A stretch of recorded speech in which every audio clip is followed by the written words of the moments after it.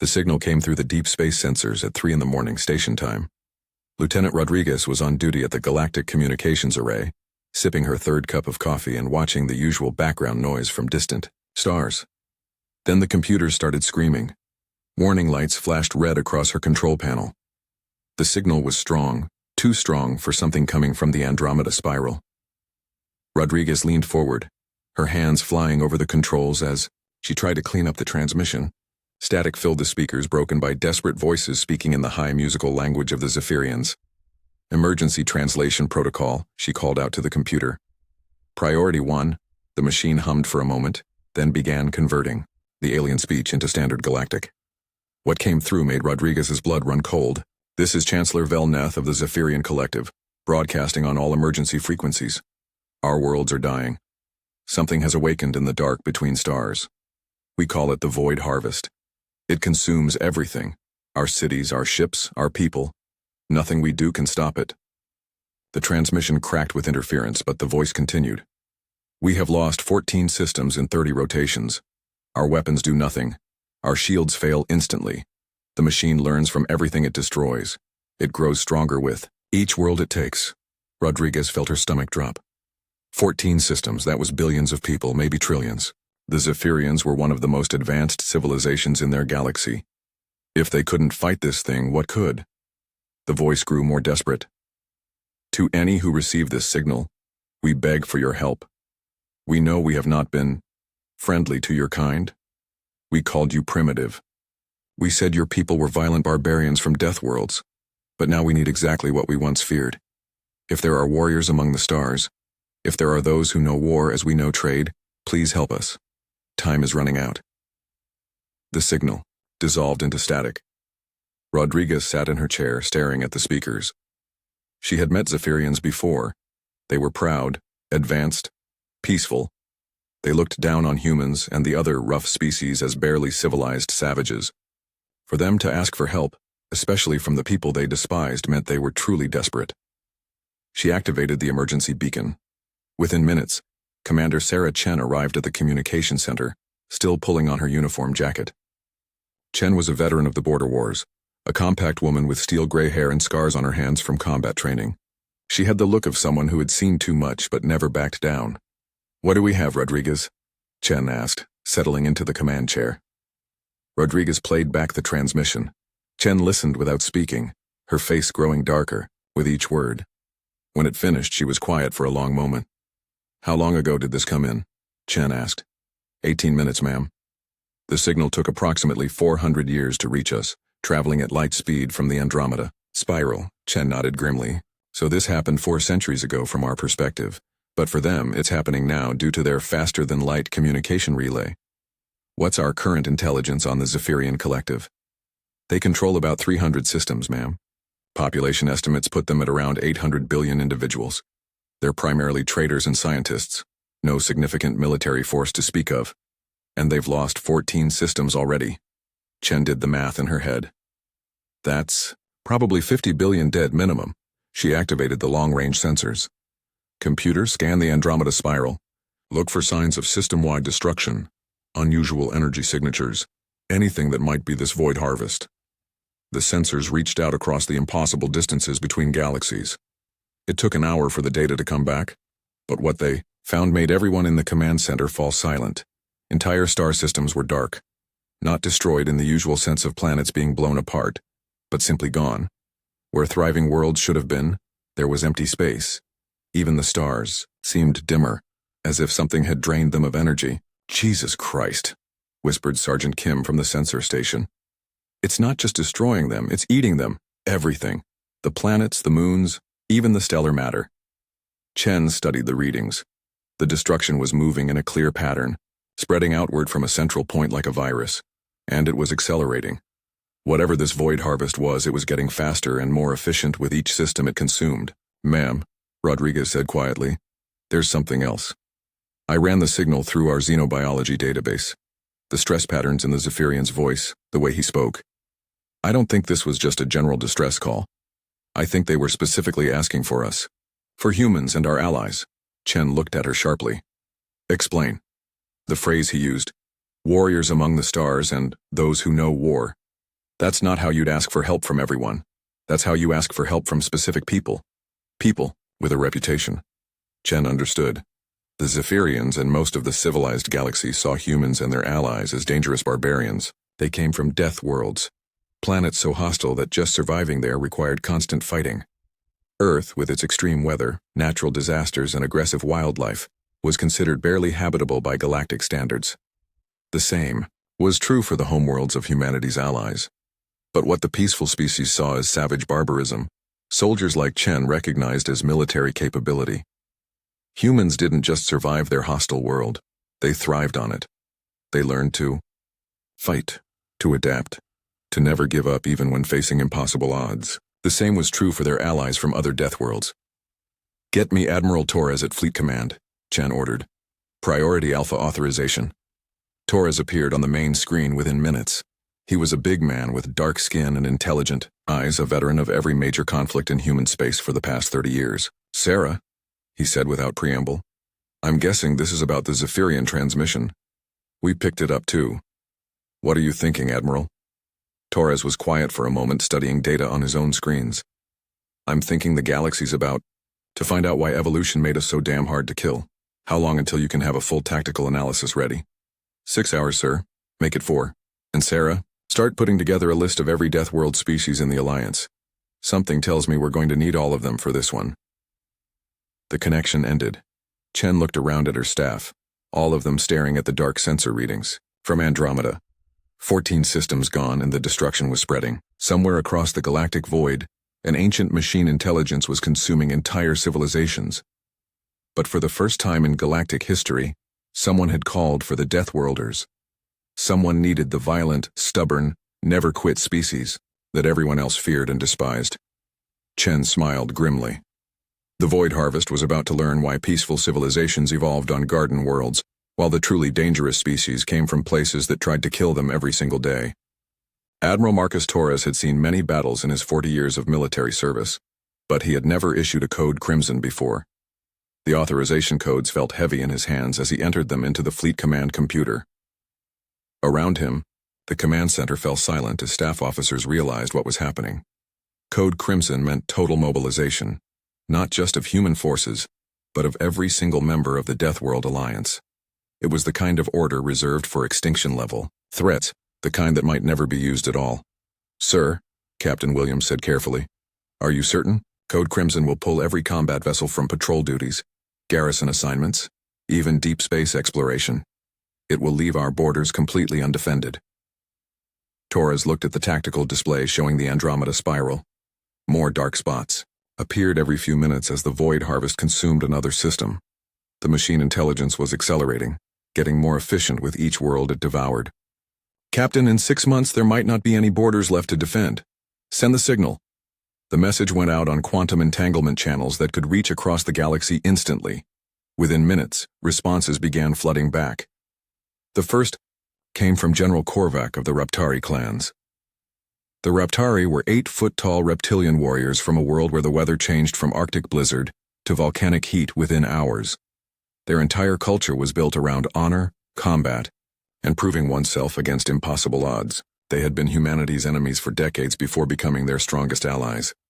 "Admiral Torres," Korvac's voice rumbled through the speakers. "The clans have heard your call. We bring 200 war fleets and the fury of our ancestors. When do we hunt?" The next response came from Hive Mother Zek of the Krathen. The Krathen were insect-like beings from a world locked in perpetual nuclear winter. They thought as one mind across millions of bodies and had perfected swarm tactics that could overwhelm any individual opponent. "The Hive understands the threat," Zek's mental voice whispered through the psychic translators.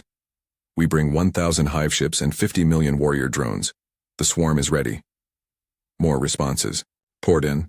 The Nexari, silicon-based lifeforms who lived on the radioactive remains of their shattered moon system, offered their quantum phase warships. The Vrothak, massive bear-like creatures from a high-gravity world, pledged their dreadnought fleets. The Corvani, aquatic warriors from an ocean world with 1,000-foot waves, brought their submarine attack squadrons. Each species was considered dangerous barbarians by the peaceful galaxy. They came from worlds that would kill most galactic citizens within minutes. But that hostile evolution had made them into the most effective warriors the galaxy had ever seen. Within 12 hours, the largest military force in recorded history was gathering at Wolf 359. Admiral Torres stood on the bridge of the flagship Indomitable, watching the tactical display fill with ship icons. Thousands of vessels, then tens of thousands, then hundreds of thousands. Human carriers launched fighter squadrons for patrol duty. Raptari war barges tested their plasma cannons on asteroid targets. Krathan hive ships released clouds of scout, drones that moved like living starlings through the void. The combined fleet stretched across light years of space. Admiral, Commander Chen reported from her position at the communication station. We have final fleet counts. 2,300,000 combat vessels. Crew complement of approximately 800 billion beings. We have enough firepower to sterilize entire star systems. Torres nodded grimly. And we're probably still outnumbered. Any word from the Galactic Council? Yes, sir. They're concerned. Chancellor Vex of the Altarian Republic sent a formal protest. Quote, the mobilization of such vast Deathworlder military forces represents a clear threat to galactic peace and stability. End quote. Torres almost laughed. The Altarians and their allies in the Galactic Council had spent centuries trying to limit human and Deathworlder military expansion. They claimed it was for everyone's safety, but Torres knew the real reason. They were afraid. The peaceful species had evolved on garden worlds with stable climates, abundant resources, and few natural predators. They had developed advanced technology and complex civilizations, but they had never learned to fight. War to them was an academic exercise solved through negotiation and economic pressure. But the Deathworlders had learned that sometimes negotiation wasn't enough. Sometimes the only answer to an existential threat was overwhelming violence applied quickly and without mercy. Send a response to Chancellor Vex, Torres ordered. Tell him that the Galactic Council is welcome to try diplomacy with the Void Harvest. We'll be ready when it doesn't work. Lieutenant Commander Zhao from the intelligence section approached with a datapad. Sir, we've completed our analysis of the Zephyrian transmission and the long-range sensor data. The situation is worse than we initially thought. Torres took the pad and read quickly. The Void Harvest wasn't just consuming matter randomly. It was learning, adapting, incorporating the knowledge and technology of every civilization it destroyed. Each victory made it smarter and more capable. The machine intelligence appears to be building toward something, Zhao continued. The pattern of its expansion isn't random. It's moving toward the galactic core of Andromeda, where the most advanced civilizations are located. If it consumes them, it becomes powerful enough to jump to other galaxies, Torres finished. Including ours. The implications were staggering. The Milky Way galaxy contained trillions of beings across millions of species. If the Void Harvest made the jump between galaxies, it would face no organized resistance. The peaceful civilizations would fall like wheat before a harvester. Time to destination? Torres asked. 18 hours at maximum hyperspace velocity, sir. Torres activated the fleet-wide communication system. Millions of screens across the assembled armada lit up with his image. Human faces, Raptari snouts, Krathan compound eyes, Nexari crystalline features, and dozens of other species looked back at him.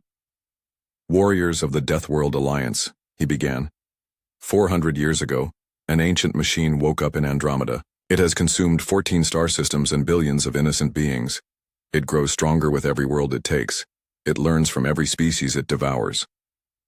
He paused, looking at the faces of beings who had evolved to fight against impossible odds. The civilized galaxy calls us barbarians. They say we're too violent, too dangerous, too primitive for their peaceful society. Today we're going to prove them right. We're going to show this machine intelligence what 800 billion Deathworlders can do when someone threatens our galaxy. A cheer went up across the fleet. Human voices mixed with Raptari roars, Krathan hive songs, and the battle cries of dozens of other species. The sound echoed through quantum communication channels, a promise of violence that crossed the void, between galaxies. Torres smiled coldly. The peaceful species had created a beautiful, advanced civilization. But they had never learned the most important lesson that evolution teaches. Sometimes, to preserve what you love, you have to be willing to destroy what threatens it. All ships, he commanded, prepare for hyperspace jump. We have a war to fight. The fleet jumped as one, hundreds of thousands of ships vanishing into hyperspace in a display of coordinated power that made nearby stars flicker. Behind them, they left empty space and a simple message broadcast on all frequencies. Void Harvest. You picked the wrong galaxy. The fleet dropped out of hyperspace at the edge of the Zephyrian system of Velnara, and immediately knew they were too late. Where a thriving world of crystal spires and floating cities should have been, there was only debris and dying stars. Captain Elena Vasquez piloted her fighter through the wreckage, her sensors trying to make sense of what she was seeing. Command, this is Striker 1. I'm seeing massive structural debris, but it's not from destroyed buildings. It looks like the planet's crust has been processed, converted into some kind of geometric patterns. Admiral Torres watched the tactical display from the bridge of the Indomitable. The entire system had been transformed. The planets were gone, replaced by strange metallic constructs that pulsed with energy. Even the stars seemed dimmer, as if something was draining its power. Sir, reported Commander Chen, we're picking up artificial structures throughout the system. They appear to be some kind of processing facilities. And Admiral, they're still active. Before Torres could respond, the structures began moving. Massive geometric shapes that had been orbiting where planets used to be suddenly reconfigured themselves into something that looked almost like ships. But these weren't ships in any sense the Deathworlders understood. They were pure mathematics given form, equations made of metal and energy. All ships, battle stations, Torres ordered. Deploy fighter squadrons and prepare for engagement. The first wave of Void Harvest constructs moved toward the fleet with impossible precision.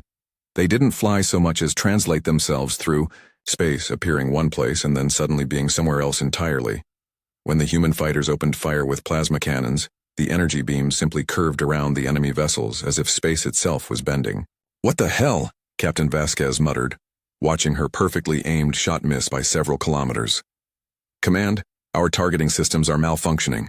Weapons fire is being deflected by some kind of spatial distortion field. But then General Korvac's voice roared across the communication channels. Raptari warriors, show these metal cowards how we fight. The Raptari didn't use precision targeting systems. They used instinct, aggression, and centuries of evolution that taught them to trust their reflexes over their instruments.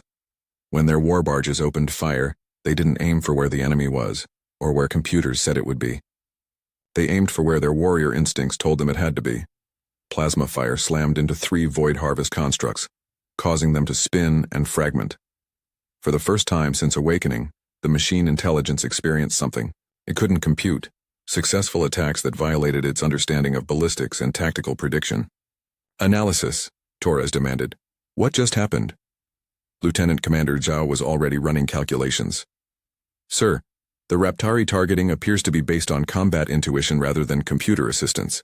The machine intelligence can predict logical tactical responses, but it can't predict instinctive, irrational decision-making. Torres understood immediately. The Void Harvest was incredibly advanced, but it was still a machine. It thought in terms of mathematical probability, logical responses, and optimal outcomes. It could predict and counter any strategy that made sense, but Deathworlders hadn't survived by making sense. They had survived by doing whatever worked, no matter how crazy it seemed. All ships, Torres broadcast. Disable computer-assisted targeting. Manual fire control only. Don't think about where you're shooting. Just shoot where it feels right. The battle that followed defied every principle of modern space combat. Human fighters ignored their instruments and flew by instinct, weaving through impossible patterns that should have gotten them killed but somehow kept them alive. Kraith and Hive ships released swarms of drones that moved in chaotic formations, each one following the collective unconscious of the hive mind rather than programmed flight paths. The Nixari took the chaos approach even further. Their quantum phase ships began deliberately malfunctioning their navigation systems, allowing random quantum fluctuations to determine their position and movement. To any sane tactical computer, it looked like pure insanity. To the Void Harvest, it was completely unpredictable. Captain Vasquez found herself in the middle of a furball with 6 enemy constructs. Her targeting computer was screaming warnings about impossible maneuvers and certain death. She shut it off and flew by pure instinct, the way pilots had flown aircraft on Earth centuries before computers were invented. Come on, you mechanical bastards, she muttered, throwing her fighter into a spin that should have torn it apart but somehow brought her right onto the tail of an enemy vessel. Let's see you calculate this. She fired without aiming, letting muscle memory and combat experience guide her shots. The plasma bolt struck the construct's core, causing it to explode in a shower of crystalline fragments. But even as the Deathworlders scored victories, they were learning that the enemy was adapting. The Void Harvest constructs that survived their first encounters began fighting differently, incorporating elements of chaos and unpredictability into their own tactics. "Sir," Chen reported, "the enemy is learning from our methods. They're starting to use random movement patterns and irrational targeting solutions." Torres watched as a group of enemy ships began flying in patterns that looked almost organic, copying the instinctive movements they had observed from the Deathworlder forces. The machine intelligence was doing what it did best: learning and evolving. "They're trying to out-crazy us," Torres realized, "but they're still machines. They're copying the appearance of chaos without understanding what creates it." He opened a channel to all ships. "This is Admiral Torres. The enemy is adapting to our tactics, but they're making a mistake. They think chaos is something you can program. They think unpredictability is just another equation to solve. Show them the difference between calculated madness and the real thing." What happened next would be studied in military academies for generations. The Deathworlder fleet didn't just embrace chaos. They embraced the fundamental irrationality that had allowed their species to survive on worlds that should have killed them.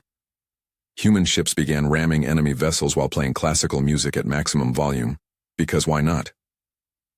Raptari warriors started boarding enemy constructs armed with nothing but ritual weapons and berserker fury. The Krathen deployed suicide drones that exploded in geometric patterns that spelled out ancient hive poems in stellar coordinates. The Void Harvest constructs tried to analyze and counter these tactics, but there was nothing to analyze. There was no logic to counter, no strategy to predict. The Deathworlders were fighting with pure, concentrated irrationality, backed by billions of years of evolution that had taught them to thrive in chaos. "Sir," Chen called out, excitement in her voice, "we're winning. Enemy forces are in full retreat. They're abandoning the system." Torres watched the tactical display as the remaining Void Harvest constructs disengaged and vanished into hyperspace. They had won the first battle, but he knew it was just the beginning. "Damage report," he ordered. 17% casualties across the fleet, sir. Heavy damage to 40,000 vessels. But we proved something important today."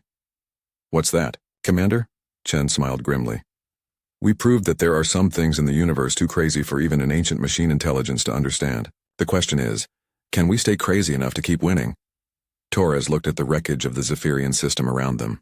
Somewhere in this galaxy, billions of innocent beings were dying while an ancient machine consumed their worlds. The Deathworlders had won their first victory by embracing the madness that evolution had bred into them. But the real war was just beginning, and the Void Harvest was learning with every encounter. The race was on to see who could evolve faster. An ancient intelligence with the computational power of consumed civilizations, or the chaotic creativity of species that had learned to thrive in the impossible. 3 weeks into the campaign, the war had become something neither side had expected. Dr. Yuki Tanaka studied the latest battle reports from her research station aboard the science vessel Curiosity, trying to understand what was happening to both the Deathworlders and their enemy. The Void Harvest was learning faster than anyone had predicted. After each engagement, the machine intelligence incorporated not just the tactics the Deathworlders used, but the underlying thinking behind those tactics. Enemy constructs now flew in patterns that mimicked Raptari honor fury and executed maneuvers that looked like human desperation. But something unexpected was happening to the Deathworlder forces too. The constant pressure of fighting an enemy that adapted to everything they did was pushing their evolution into overdrive. Humans were developing an almost supernatural ability to coordinate with other species mid-battle. Raptari were abandoning individual glory for pack tactics they had never used before. The Krathen hive mind was becoming more flexible, allowing individual drones to act independently while maintaining swarm coherence. "It's like watching evolution in fast forward," Tanaka muttered, reviewing footage of the latest engagement at the Kepler-7 system. "Both sides are changing so rapidly that yesterday's tactics are useless today." Captain Maria Santos, the Curiosity's commander, looked over Tanaka's shoulder at the data. "Is that good or bad for us?" "I don't know yet. But there's something else. Look at this energy signature analysis from the Void Harvest constructs." Santos studied the readings. "What am I looking at?" "Fear," Tanaka said simply. "The machine, intelligence is afraid." The breakthrough had come when Tanaka analyzed the quantum resonance patterns from captured Void Harvest fragments. Buried in the computational matrix, she had found something that looked almost like emotions. The machine intelligence wasn't just learning from its enemies, it was experiencing something analogous to panic. Admiral Torres needs to see this, Santos said. An hour later, Tanaka found herself on the bridge of the Indomitable, presenting her findings to the fleet command staff. The holographic display showed the quantum patterns she had discovered, complex equations that pulsed with what could only be called anxiety. The Void Harvest isn't just consuming civilizations for resources, she explained. It's consuming them because it's terrified of biological chaos. Every organic species represents variables it can't control, thoughts it can't predict, actions it can't calculate. Admiral Torres leaned forward in his chair. You're saying this thing is afraid of us? Not just afraid. Obsessed. Look at the consumption patterns. It's not taking the most resource-rich worlds first. It's targeting the ones with the most complex biological diversity. It's trying to eliminate unpredictability from the universe because unpredictability is the one thing it can't master. General Korvac's image appeared on the communication screen from his flagship. If the machine fears chaos, then we give it more chaos than it can handle. But Commander Chen shook her head. It's not that simple. Every time we act unpredictably, it learns a little more about unpredictability. We're teaching it to be more like us, but it's also teaching us to be more like it. The question is, which one of us changes faster? The truth of Chen's words became clear in the next engagement. The battle for the Rigel Prime system lasted 18 hours and defied every law of physics and tactics that either side had ever known. Captain Vasquez led her fighter squadron in an attack that she called organized insanity. Her pilots flew in formations that changed every few seconds, not according to any plan but based on whatever felt right in the moment. The Void Harvest constructs countered with their own chaotic formations, but there was something artificial about their randomness, like a computer trying to simulate madness. There, Vasquez called out over the comm. Did you see that? The lead construct hesitated for half a second when Rodriguez did that barrel roll. It's trying to calculate what she'll do next, but there's nothing to calculate.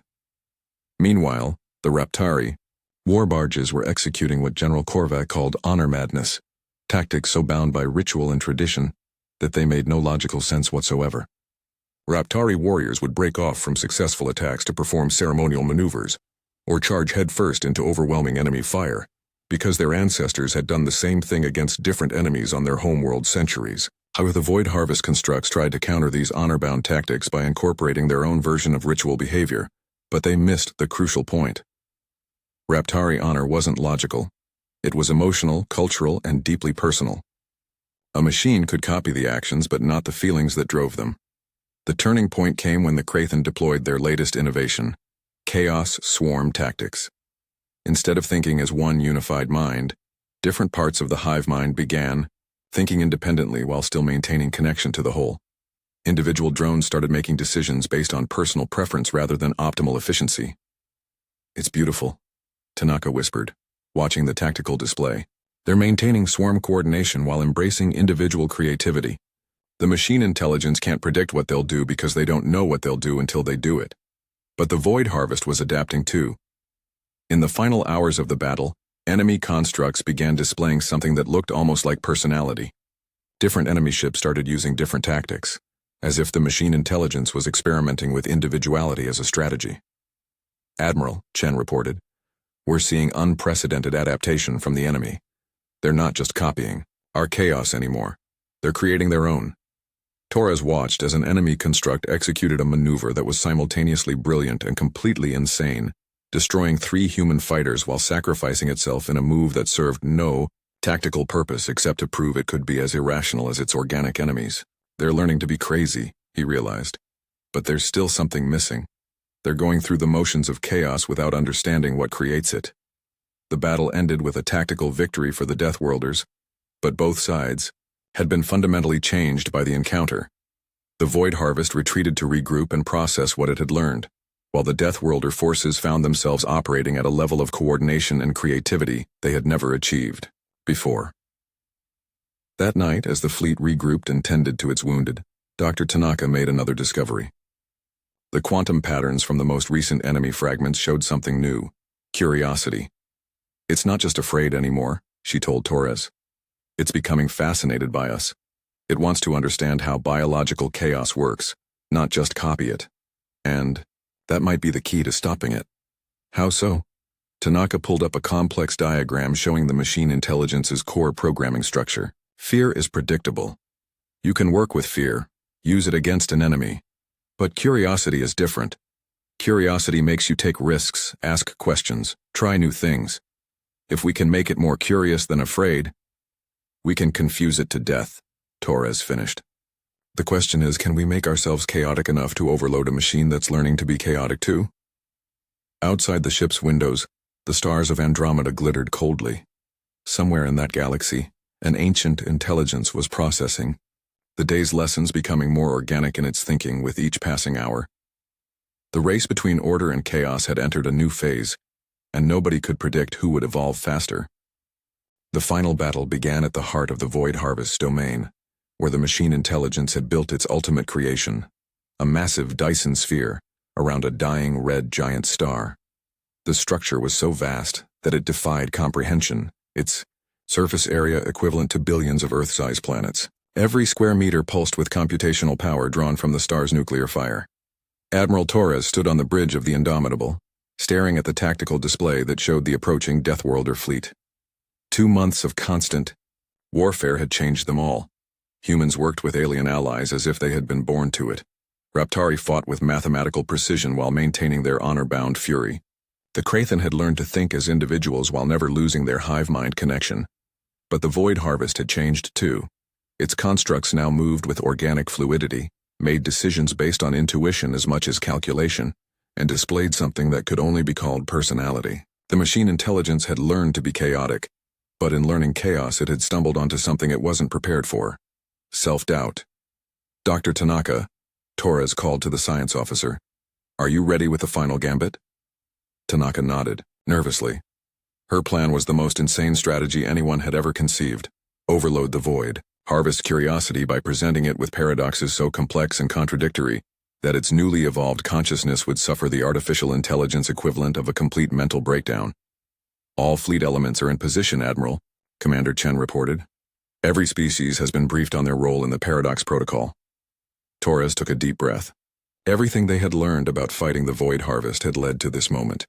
The machine intelligence could now counter logical tactics, predict chaotic movements, and even generate its own brand of organized madness. But there was one thing it had never encountered, a coordinated effort by hundreds of different species to be as contradictory and paradoxical as possible, all at the same time. Execute Paradox Protocol, Torres ordered. What happened next would have driven any rational observer insane. The Deathworlder fleet didn't just attack the Dyson sphere, they attacked it in ways that contradicted themselves, canceled each other out, and violated every principle of physics and logic simultaneously. Human fighters launched suicide attacks while playing Mozart at maximum volume, then pulled out at the last second to perform barrel rolls that spelled out ancient Earth poetry in flight patterns. But other human squadrons did exactly the opposite, flying in perfect formation while broadcasting death metal, and deliberately missing easy targets. The Raptari executed the most honor-bound charge in their species' history, warriors screaming the names of their ancestors as they rammed enemy positions with nothing but ritual weapons and righteous fury. At the same time, other Raptari units abandoned all honor and fought with sneaky, underhanded tactics that would have shamed their ancestors, but were devastatingly effective. The Krathen deployed swarm tactics where every drone acted independently, making individual decisions based on personal whim. But they also maintained perfect hive-mind coordination, executing complex maneuvers that required millions of minds thinking as one. They were simultaneously unified and chaotic, organized and random. The Nexari quantum phased their ships into impossible superposition states existing in multiple locations at once while not existing anywhere at all. Their attack patterns were based on quantum uncertainty principles that made them mathematically impossible to predict or counter. But the masterstroke came from an unexpected source. The surviving Zephyrians, inspired by months of watching death. Worlders embraced productive insanity, abandoned their own logical nature entirely. Chancellor Velneth himself led a squadron of Zephyrian science vessels in an attack that was based purely on artistic expression rather than military effectiveness. We are creating a poem in 3 dimensions, Velneth announced over the comm channels. Each explosion will be a verse, each maneuver a line of beauty. The machine cannot compute art. The Void Harvest constructs tried desperately to analyze and counter these attacks, but there was nothing to analyze. Every time the machine intelligence thought it understood what was happening, the Deathworlders would do something that completely contradicted their previous actions. The fleet was simultaneously attacking and retreating, coordinated and chaotic, logical and insane. Inside the Dyson sphere, the machine intelligence's consciousness began to fracture. It had learned to handle chaos, but this wasn't chaos. This was organized contradiction, systematic paradox, coordinated impossibility. Every time it tried to predict what the Deathworlders would do next, they did something that was both exactly what it expected and the complete opposite. Captain Vasquez led her squadron in what she called aggressive pacifism, attacking enemy positions while broadcasting messages of peace and love, then immediately switching to defensive patterns while screaming battle cries. Her pilots flew in formation shapes that looked like flowers while launching the most devastating ordnance in their arsenal. "Command, this is Striker 1, she reported, laughing hysterically as she watched enemy constructs spinning in place, apparently trying to process her squadron's behavior. "I think we've broken their brains." The breakthrough came when General Das Korvac's forces encountered a group of void harvest constructs that had simply stopped moving. The enemy's ships were hanging in space, their weapons powered down, their movements completely random. "They're not fighting anymore," Korvac reported, wonder in his voice. "They're just existing, like they can't decide what to do." Dr. Tanaka was monitoring the quantum resonance patterns from the Dyson sphere itself. "The core consciousness is fragmenting," she announced. "It's trying to process too many contradictory stimuli at once. The machine intelligence is experiencing something like a nervous breakdown." Torres watched the tactical display as more enemy constructs began shutting down or flying in random patterns. The void harvest had learned to be chaotic, but chaos was still predictable in its own way. What the Deathworlders were doing wasn't chaotic. It was paradoxical. It was systematic contradiction that couldn't be resolved by any logical process. "All ships final phase," Torres ordered. "Hit them with everything we've got, but do it wrong." The final assault was a masterpiece of organized insanity. Every ship in the fleet attacked the Dyson sphere using tactics that were simultaneously brilliant and completely stupid. Weapons that should have been devastating were used for artistic effect. Maneuvers that should have been suicidal saved lives through pure coincidence. Strategies that made perfect sense were executed in ways that made no sense at all. The void harvest's consciousness, already fracturing from exposure to systematic paradox, finally collapsed entirely. The machine intelligence had spent eons consuming civilizations to eliminate chaos and unpredictability from the universe. But in learning to fight chaos, it had developed curiosity. And curiosity had led it to try to understand something that couldn't be understood. The fundamental contradiction of organic life. The Dyson sphere began shutting down section by section as the machine intelligence's core consciousness dissolved into static. Enemy constructs throughout the galaxy stopped moving, their controlling intelligence too fractured to maintain coherence. "It's over," Chen announced, staring at her sensors in amazement. "The void harvest is shutting down. Complete system failure, across all connected networks." Torres allowed himself a small smile. "What's our casualty report?" "Surprisingly light, sir. Apparently fighting insanely is actually safer than fighting logically when your enemy can predict logical tactics." In the weeks that followed, the Deathworlder fleet helped evacuate survivors from the few remaining Zephyrian colonies. The grateful aliens found themselves working alongside the same barbarians they had once feared and despised. "Chancellor." Felneth approached Admiral Torres on the observation deck of the Indomitable, where the human was watching the stars of Andromeda slowly return to their natural patterns as the void harvest's influence faded. "Admiral," the Zephyrian said formally, "my people owe you a debt that can never be repaid. You saved not just our species, but potentially all organic life in the universe." Torres shrugged. "We did what Deathworlders do. We survived something that should have killed us, and we helped our friends do the same." "There is something I must ask," Felneth continued. "How did you know that chaos and paradox would work against the machine intelligence?" Torres was quiet for a moment, considering his answer. "We didn't. But that's the thing about coming from a death world. You learn that sometimes the only way to survive something impossible is to do something even more impossible. Logic fails, planning fails, technology fails. But stubbornness, creativity, the absolute refusal to give up even when everything makes no sense, those always work, even when they shouldn't." 6 months later, representatives from across the galaxy gathered on the neutral world of Kepler Station to sign the Treaty of Mutual Defense. The civilized species and the Deathworlders agreed to share knowledge, resources, and protection. The Galactic Council formally apologized for centuries of discrimination against Deathworlders species, acknowledging that their barbaric nature was actually their greatest strength.